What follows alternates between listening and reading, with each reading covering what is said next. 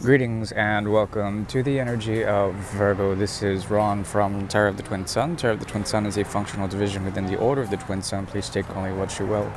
We shall be focusing on the High Ruler of Mercury in order to see and divine particularities that occur for Virgo in the month of September 2022. So today we shall be doing the Great Mirror. Great Mirror is a 9-card spread that's devised by the order in order to see particular karmas that exist between Virgo and the opposite. Now, this opposite usually is embodied through what I would consider to be the 12th house, which is essentially the gateway to moksha, to liberation, to a purer form of spiritual attunement that comes through the significant other. The irony is that often there is independent fervor about this other, in which they must go through a cycle of their own ending, their own dissolution, in order to find themselves through some form of collective community or an evolution of the self in terms of the rite of passage, some sort of faith that brings them to the other side. Okay, this talks about the release of certain karmas, the release from the wheel. Okay. And the beauty of Virgo is that it has the capacity to understand this and all its abstractions, whatever reified forms it takes. Often you may encounter others that are dealing with aspects of the shadow that cannot be said or understood through the medium of language.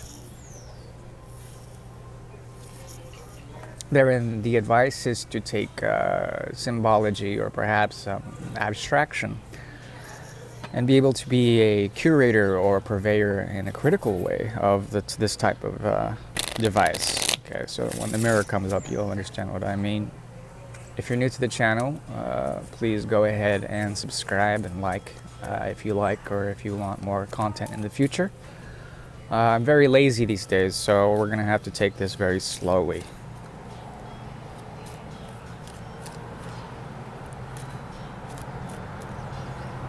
Now, in terms of karma, when it deals with this particular situation, whatever it may be, in true Virgo form, the Six of Pentacles comes up. Okay, this is after the 5. This is after some form of departure from a path, perhaps walking a path and feeling completely isolated or individuated in some way, shape, or form. This talks about the path that strays away from the norm, okay, from social status quo, the ability to understand what all that means. There is a numbness to this path, a type of pain that is recognized but then released in some way, shape, or form with the 3 of Swords in reverse in the current. Meaning that you've already been through a cycle like this. It seems almost redundant. There's something about this where you're handing off to different parties too. It's possible that you may have your hands or your donations into altruistic forms of giving away your time to various people who may or may not deserve it. This is intended to preserve a sense of balance and a sense of equilibrium. There's an order that informs Virgo here that has to do with the Ace of Pentacles, or possibly I think it's more the Ace of Pentacles. Something on the horizon is emerging out of this. It comes from the grounding of thought, the ability to see the abstract as well, to see formulaic patterns that may constitute your own psychological blocks, that allows for truth to emerge.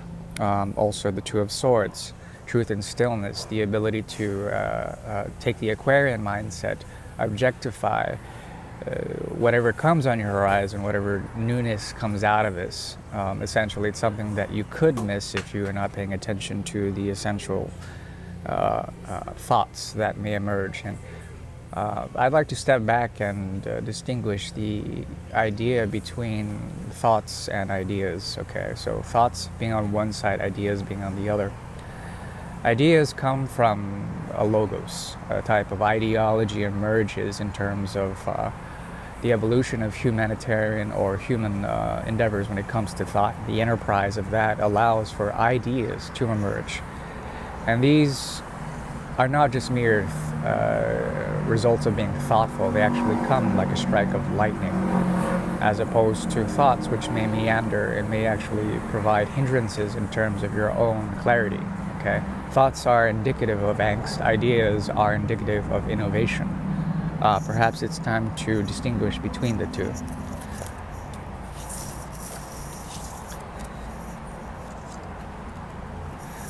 Now we shall move over to the Great Mirror. If you would like a private reading, I am available. I would prefer not to do the reading, but if you need it, I can be made available. So we'll go ahead and get started. I'm using the Grand Italia deck, which is a 77 card deck, less the Page of Wands. So this is the No Boundaries deck. This is the No Boundaries deck, essentially. It's a darker deck, but it's about 100 years old, I think, I reckon.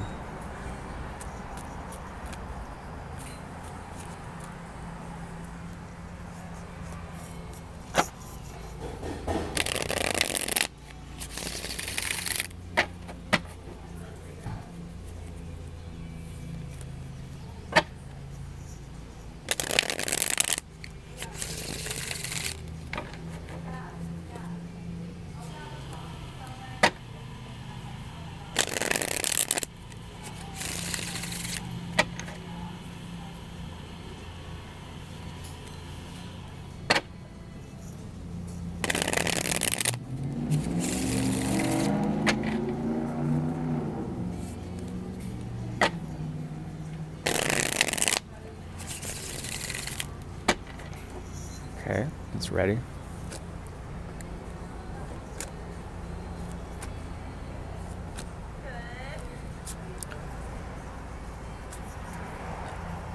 Okay, so from what I see, there's a possibility that you are waiting for some form of realization to come to you. This has to do with the blessings of Jupiter, which is actually the antithetical guru to your mainstay, which is Mercury. There is a capacity for Virgo that I wouldn't call it impatience, but it's something that borderlines on a neurosis, a neurological capacity that allows for intelligence to flow through it, through the auspices of Mercury, and that is the 6th house.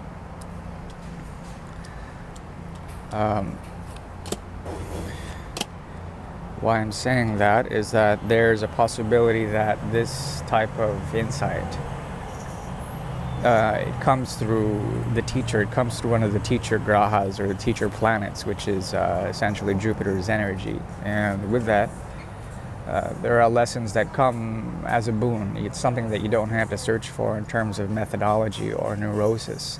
It comes naturally.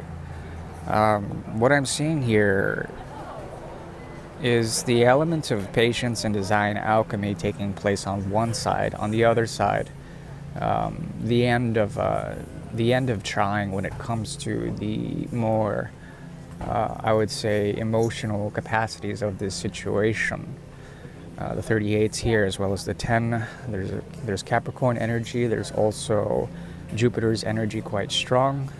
A bit of Saturn.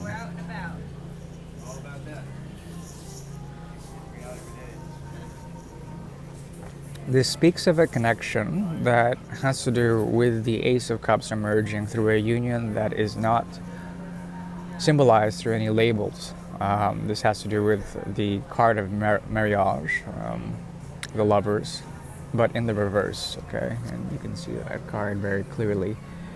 The Hierophant usually is there, and then there are 4 hands, one from each lover reaching out, and then 2 that are through the Hierophant's energy, combining the other 2 hands.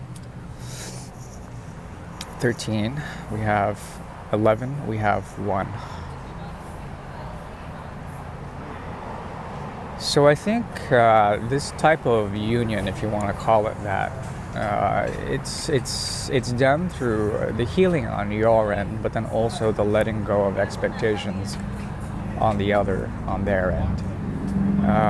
So I rather like this, considering it has to do with respect of boundaries. It has to do with also the passage of time, in which there is a sort of timeless stillness, or an element here that has to do with union, that it combines the energy of both of you, yet not having to deal with it, essentially. So it's somewhat nice.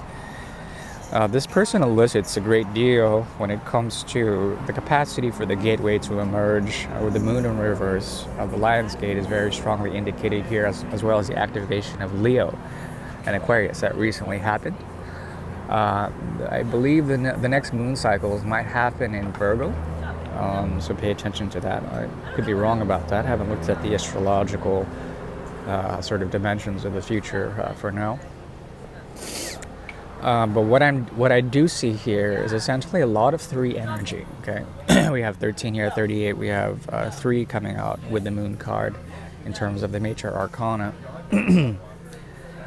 And this allows for a number of things, primarily transformation through letting them transform, whoever this is. Allowing for essentially the moon in reverse on your end, which is a lot of psychic activity. There also is a possibility on the deeper side that there are certain emotions that are hidden, that are also privy to, tied directly to the pathway of initiation, where someone has to prove themselves worthy in order to get to the deeper recesses of how the moon reflects on your end, okay? But the moon in reverse also speaks of a new moon as opposed to a full moon. And with the new moon's energy, there's enterprise, there's something about a new cycle, something new and fresh about the reflections in which you can have in this type of situation. I think there's a lot of reflection here. What you're trying to manifest, if this is resonating for you, is essentially a lot of 6 energy, okay? 6 of rods, as well as the 6 of swords. Excuse me. And this allows you to sort of announce a type of passage, announce a type of right doing. It allows you to also preserve your own energy, your own secrets, your own alchemy, to convert the energy of expectation when it comes to love and design, and to convert that and alchemize that, to sublimate water into something else. Okay, water into fire. I'm saying mostly water into fire. And this allows for a purification of sorts, but it also creates a fog around the sort of situation in which they are perceiving you. This person is activated by a lot of Aries energy as well. There's something about them that has a 2 of Cups and the sort of deeper representation of themselves within the situation. And that allows for a great number of things, primarily through the sort of boundaries, as well as the ability to respect these and also to translate these into a different medium. Now, with the sun and the moon in the reverse, with the éclaircissement, the star card, as well as Gemini 2 and 3, I'm seeing here some form of eclipse energy that will allow for love to shine through, or some form of respect when it comes to boundaries to shine through, and allow for a mirroring to happen in some way, shape, or form. There's a 6 of Swords, the 10 of Swords, the difference being the 4 of Swords. There's an element of refraining or meditation, stepping back and finding a form of stillness in order to let this work out. Therefore, both of you are mirroring this High Priestess energy, okay? And I love this card in particular. Is the most striking within this deck.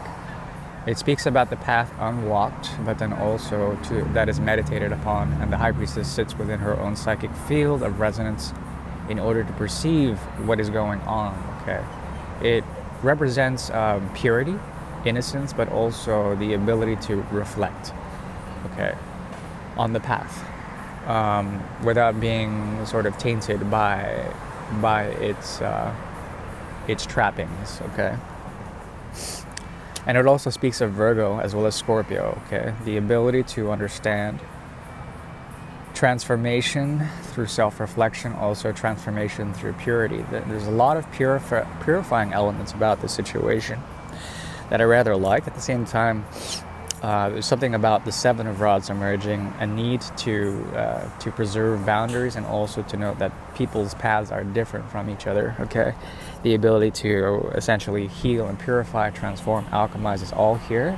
At the same time, Folly is here, which is the Fool. For them, there's something about them moving in such a way that they allow you to have your own rite of passage, that they allow you to develop in your own certain way. So all in all, I'm finding this a very positive reading, considering that boundaries are well set in place. There also is the possibility of great potential when it comes to simultaneously giving and not giving, to contributing but not contributing when it comes to the need for space. Okay, so I rather like this reading. I'm going to leave it there. If you have any questions, feel free to email me. Otherwise, I do wish you well. For the time being, this is Ron from Tarot of the Twin Sun signing off. Thank you. Bye-bye.